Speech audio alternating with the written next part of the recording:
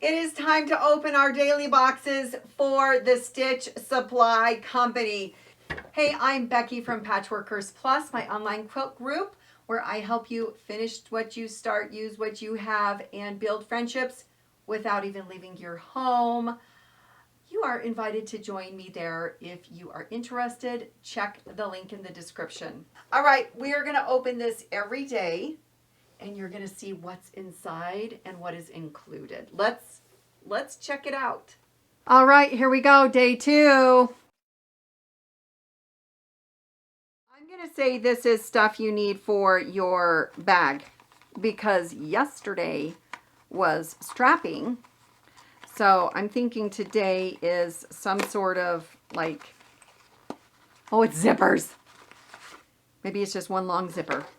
Oh, it's one long zipper. Oh my gosh. Okay, I gotta make a bag. Yes, I'm thinking a bag will be coming. A double open, so you've got 2 handles. Ah, I love it. I love it.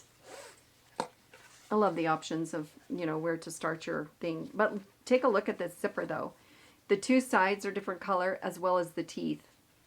That's lovely. Just lovely.